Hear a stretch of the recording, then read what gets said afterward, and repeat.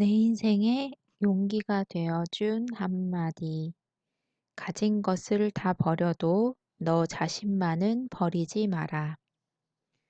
1644년 이탈리아에서 태어난 안토니오 스트라디바리우스.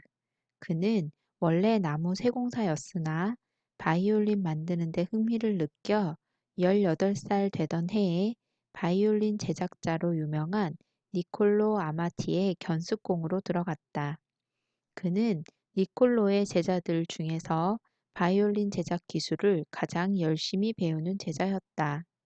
각종 공구 다루는 법을 비롯해 단풍나무가 다른 나무들보다 소리의 공명을 잘 받아들여 깨끗한 소리를 낸다는 것, 단풍나무 중에서도 오랫동안 물에 담갔다가 잘 말린 나무를 선택해야 한다는 것, 몸통의 길이가 36cm, 두께가 3cm일 때 가장 좋은 소리를 낸다는 것, F자 모양의 구멍은 균형이 잘 잡혀야 한다는 것, 표면에 칠하는 니스의 배합 비율이 음질과 깊은 관계가 있다는 것 등을 하나하나 터득해 나가면서 바이올린 장인으로서 기초를 튼튼히 쌓아갔다.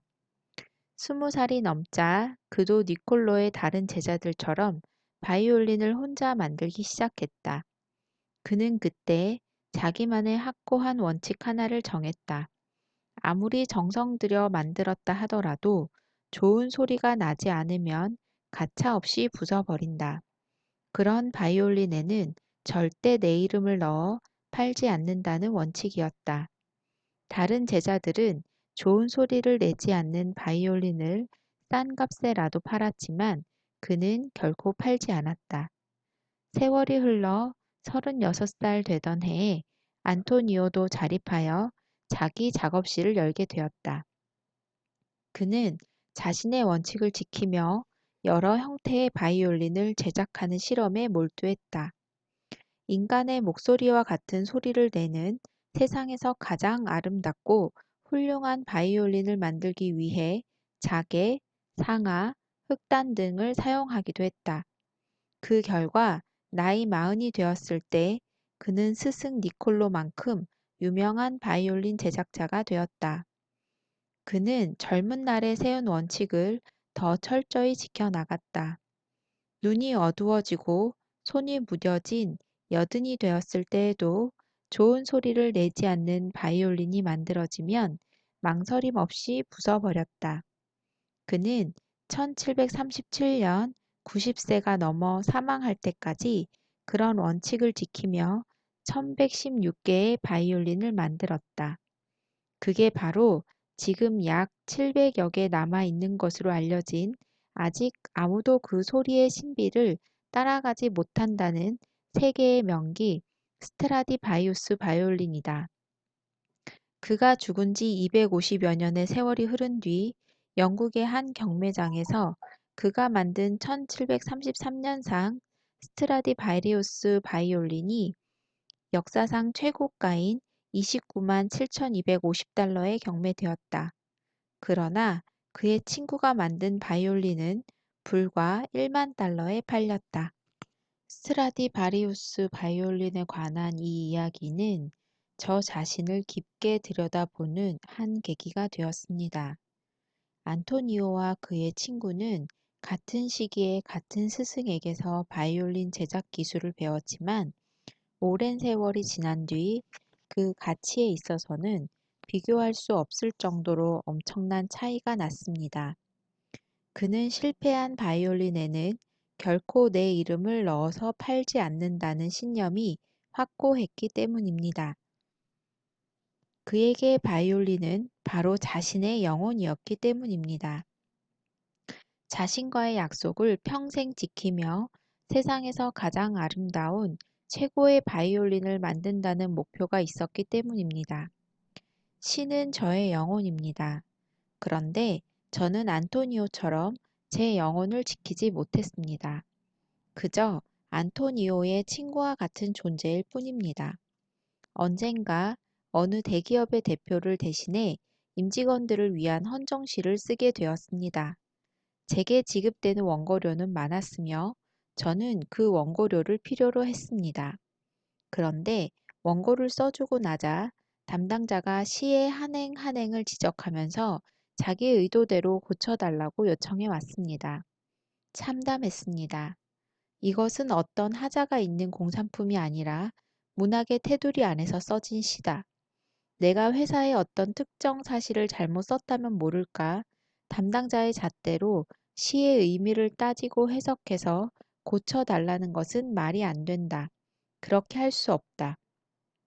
이렇게 주장하면서 원고료를 받기 위해 헌정시를 쓴 일이 후회스러웠습니다. 그렇다고 아예 없던 일로 하자고 주장하지도 못했습니다. 돈에 시인으로서의 명예와 자존심을 팔아버린 저 자신이 어처구니 없을 뿐이었습니다. 다행히 제 요구가 받아들여져 더 왈가왈부하게 되지는 않았지만 그때의 돈에 자신을 팔지 않은 안토니오의 삶이 떠올랐습니다. 수필가이자 영문학자인 피천득 선생께서 91세의 한 신문과의 인터뷰에서 옳게 사는 법은 자기 주변 것을 다 버리더라도 자기 자신만은 버리지 않는 것이다. 가진 것을 다 버려도 너 자신만은 버리지 말라고 하신 말씀도 떠올랐습니다. 인생을 살면서 자신을 지키며 사는 일은 어렵습니다. 너 자신을 버리지 말라는 말씀은 어떠한 일이 있어도 자신을 지키라는 뜻입니다. 돈을 위해 자존심을 팔지 말라는 것입니다. 영국의 시인 윌리엄 블레이크는 돈은 자존의 바위라고 했습니다. 돈은 자존심을 지키는 보루로 자존심을 지켜줄 때만 가치가 있다는 것입니다. 일생 동안 돈의 유혹에 빠지지 않고 살기는 어렵습니다. 기업인이든 정치인이든 일반인이든 많은 이들이 부정한 돈의 유혹에 빠져 감옥에 드나드는 일을 우리는 수없이 봅니다. 부정한 돈은 혼자 오지 않고 반드시 탐욕과 파멸이라는 친구를 데리고 찾아옵니다. 1원을 보고 웃는 사람은 1원을 보고 울 때가 있기 때문에 사람은 물질의 유혹이 없는 곳으로 가야 합니다. 제 문학의 스승 황순영 선생께서는 소설 작품 외에는 어떠한 작문도 하지 않으셨습니다. 소설가로서의 명예 외엔 어떠한 명예도 얻지 않으려고 노력하심으로써 소설가로서의 가장 본질적 삶에 충실하셨습니다. 그런데 그런 스승의 모습을 늘 지켜보았으면서도 제자인 제가 돈 때문에 헌정시를 쓴 것은 제자로서의 도리를 다 하지 못한 것이며 시인으로서의 저 자신을 지키지 못한 것입니다. 물질적인 것은 한 시인이 영원한 진리를 얻고자 하는데 결코 도움이 되지 못합니다. 진정한 예술가는 자신의 영혼을 지키는 사람이며 참된 시인 또한 자신의 영혼을 팔지 않고 지키는 사람입니다.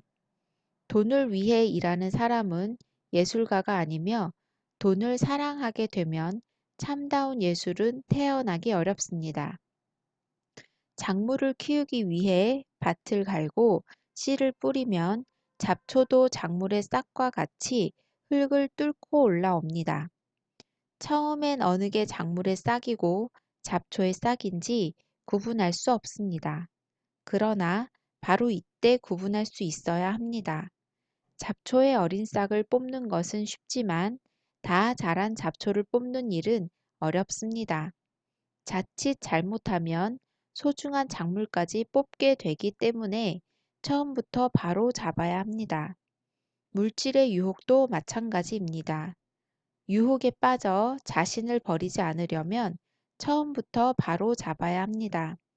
그러지 않으면 그 유혹의 싹이 자라 열매를 맺어 자신의 본질을 지키기 어렵게 됩니다. 자신의 본질을 지키는 힘은 바로 자기 자신에게 있습니다. 자신이 서 있는 곳에 언제나 자신이 서 있게 됩니다. 물질 앞에 서 있으면 내가 물질이 될 수밖에 없고 영혼 앞에 서 있으면 나 자신을 버리지 않을 수 있습니다. 안토니오 스트라디 바리우스는 평생 자신의 영혼 앞에 섬으로써 지금도 자신의 본질을 지키고 있습니다. 영혼을 팔고 나면 세상을 다 얻어도 아무 소용이 없습니다.